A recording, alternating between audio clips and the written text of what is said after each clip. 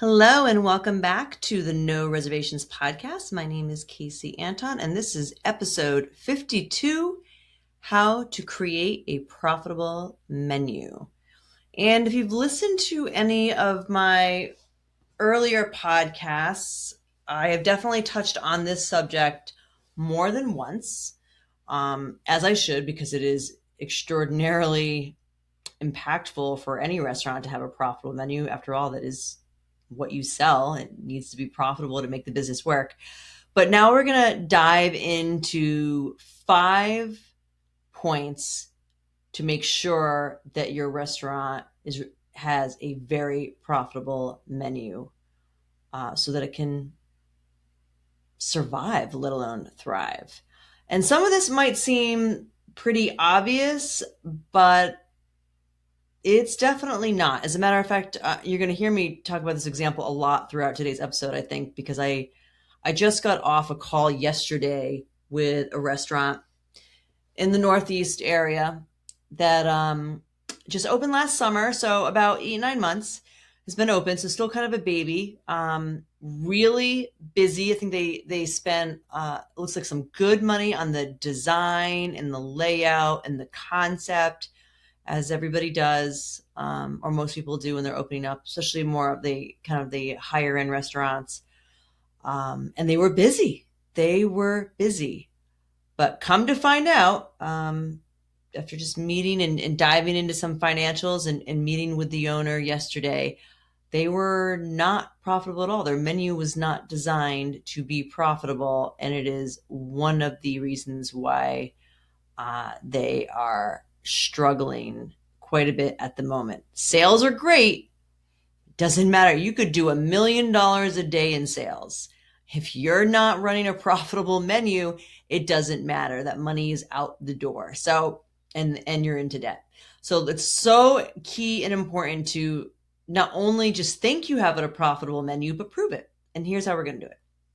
All right. So my first point here, and this is what I was talking about with that gentleman yesterday about his new restaurant. Profit starts with the plate, not sales. Sales do not matter. It's about profit. Sales can factor in later on.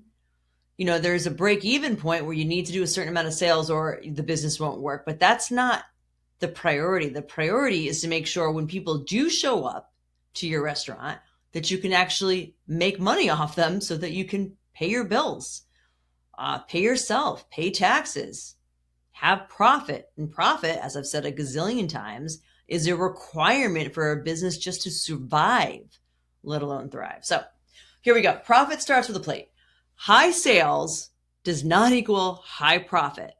Might sound obvious. It definitely is not. I run into this quite a bit. And with my example yesterday, his sales were fantastic, especially for, I think his inside like 60 or so seats inside and outside maybe 20. So total on a beautiful sunny day is 80 seats. So that's mid to a small size independent restaurant, right? So to do well over 200,000 a month or over 50 grand a week in sales is great.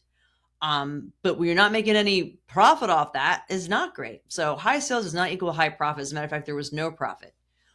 This is where many owners get it wrong, especially just the one I was talking about yesterday, but I've seen this time and time and time again over the years. Some of your best sellers might actually be your worst profit drivers. You would know that if you did menu costing. So we're going to get into that in just a second. And you don't need more customers. It's not about the sales. You need better margins on what you're already selling. If you don't know what each dish makes you, you're guessing your way through your business, and that is no way to grow or survive a business. So now we got to get the data, which brings me to point number 2. Know your numbers. Cost every single item. Every single menu item that you have, you should know what the food cost is or thereabouts.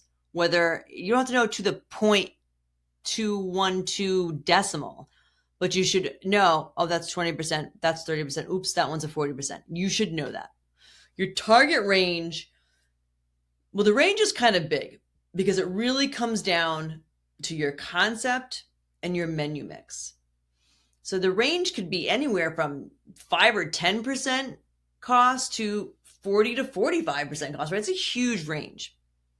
And the reason why I'm saying that is if you take a high-end steakhouse, for example, their actual steaks could be around the 40 or 45% cost, right? A giant big porterhouse or like a tomahawk steak, they might be selling for $100 or thereabouts, but it probably costs them in the 40s to buy it. So that's going to be a 40+% food cost.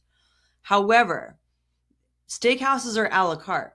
So their side dishes probably run between 5 to 10 to 15% cost, right? Side and mashed potatoes, maybe it's $12. It probably costs them $2. So that's what I mean by menu mix. It's okay to sell steaks at a 40-45% margin as long as you're selling the a la carte dishes to go with it, which are at around a 10% margin. And then you average it out and you should be closer to 30%.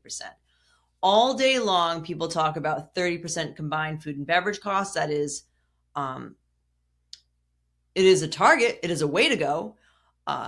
It depends on your model. I have some places that run closer to 23% combined food and beverage, which I love. Other places are running over 40, which I don't love. But it depends on your model. If you're running a 40% food cost, but your labor is only 20%, that model can work because combined, that's 60% for your prime costs. You rarely see that, but it's possible. Food is a great way to make money. Well, it's usually the only way to make money in your restaurant. It is a great way to do it. I'm going to get to some other areas and how you're going to do it in just a second. All right. So when you do menu costing, this is what I wanted to mention. If you don't already know this, we have a free menu costing tool that you can download. It's super easy to use. Actually, just a spreadsheet that kind of made into like a little calculator. And you list out the ingredients, ballpark it if you don't know, if you don't have the printed recipes. And let's face it, who does really? It's pretty rare if you're not a corporate restaurant that you're going to have these printed recipes.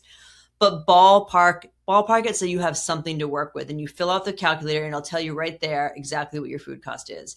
Do it on every item, but for this week, at least do it on your top 5 to 10 sellers. It shouldn't take you much longer than 15 to 20 minutes to get it done. It could be a real eye-opener. Number 3, identify your winners and losers. So after you cost out every item on your menu, at least like the top 5 or 10, you want to identify your winners and losers. So the winners, of course, are the high profit and highly popular. They're the biggest dish that you sell, people come in for it, they love it, you sell it all the time, and you also make a lot of money off it.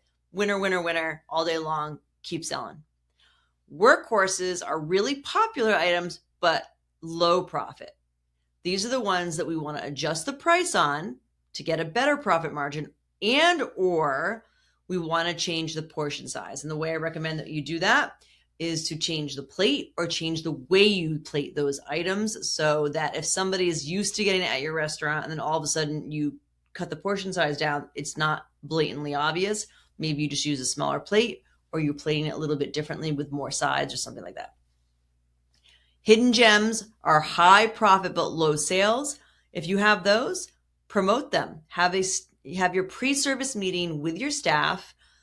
Have the chef or your kitchen manager make a couple so that everyone gets to try it, gets to eat some, talk about it, and brainstorm ways on how you can promote it on that night's sales, maybe for that weekend, that week.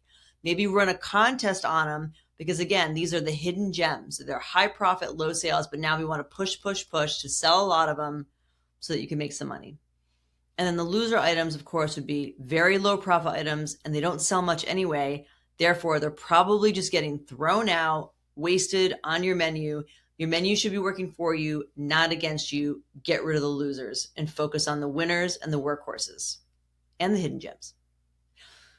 Point number 4, menu design drives behavior. I think I have at least 1 or 2 other episodes that really hone in on this.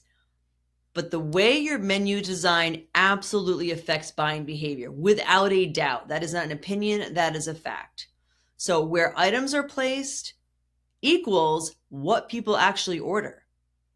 using boxes or borders, call outs, larger fonts, different colors, menu descriptions. All of this can highlight certain items in your menu, and you want to be able to highlight the high profit items. Also, you want to limit choices. Too many options equals low profitability because it equals more waste. Whenever I say this, I always think of the Cheesecake Factory. If you've ever been there, they've got like a 48-page menu. And I don't know anyone, even if you're not used to this industry, that doesn't say, how do they make money having all this on there? I actually don't know how they do it. Although I will say, because I have been there many, many times, that they do cross-utilize a ton of that, which is super smart and what you should be doing. If you're going to have a big menu, you need to cross-utilize. So they do a lot of that, but even with that, it's huge. But my guess is that is one of the few restaurant concepts that is based on volume, massive revenue, which they get. That's why there is always a wait at Cheesecake Factory. There's tons of volume, and they're big. I mean, you've never seen a small one, right? Maybe the original, but other than that, they're huge places, probably 200 to 300 seats. You know, that's how they do it. Rarely do we see that in an independent. So we want, and people want less choices anyway. They're going to get decision fatigue if you offer them too much. But for you, we don't want to start throwing things away. So if your menu is overwhelming, it's just not going to be profitable by any standard. And my fifth point is this. This is not one and done. Okay. Costs change. Your menu must change with it. I was talking to a client, it was probably a week or so ago, and I think he must have done a menu cost analysis maybe a couple of years ago. Maybe he had his chef or kitchen manager do it. And so in his head, he was thinking, I run a 30% food cost because that's what he has believed based on data he got years ago. Yeah, I actually was just talking to him 2 weeks ago. And he just recently, right before we got on our call, he just recently realized, oh my God, the cost of ground beef has gone up $3 per pound.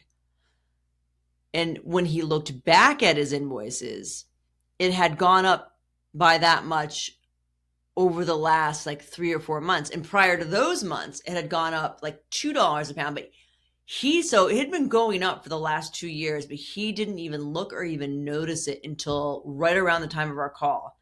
So he was actually losing money on all of his menu items that had ground beef, which was a lot. This was a Mexican restaurant, because he didn't know that the cost of ground beef goes up. I had a call that went up dramatically.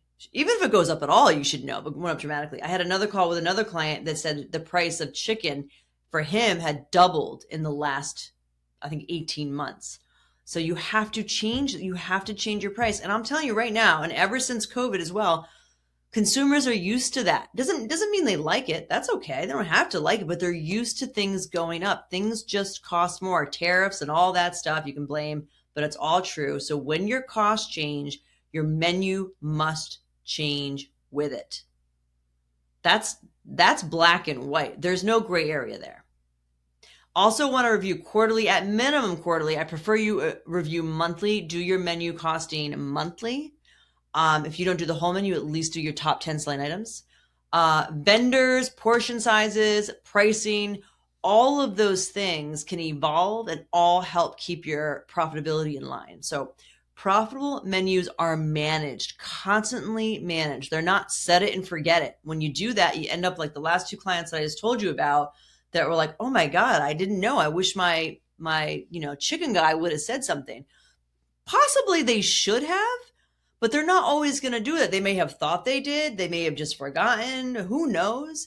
But it's not on them. It's on you to, be checking your menu price, your vendor pricing, definitely. But start by doing your menu costing first. Then go to the individual vendor invoices and see what's going on. Your menu is your number one profit tool, right? Whether it's your food menu, your drink menu, your wine list, it's the only way you make money. It's what you sell. If you get this right, and you should, everything else in your restaurant gets easier. Your labor gets easier. Your cash flow becomes lighter, better, less stressful.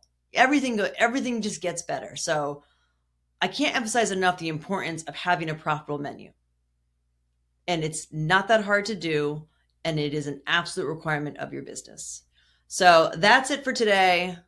Did I go over? No, good. 15 minutes. So 15 minutes, 5 tips, how to create a profitable menu, especially now, but I'd say every day, especially now. Get on it. If you want our menu cost calculator, it is free. You can get it through the Profit First for Restaurants website, Profit First, the number 4, restaurants.com, or KaseyAnton.com under free tools. Just download it right there and take it away. All right. Thanks so much for listening. I'll see you on the next one.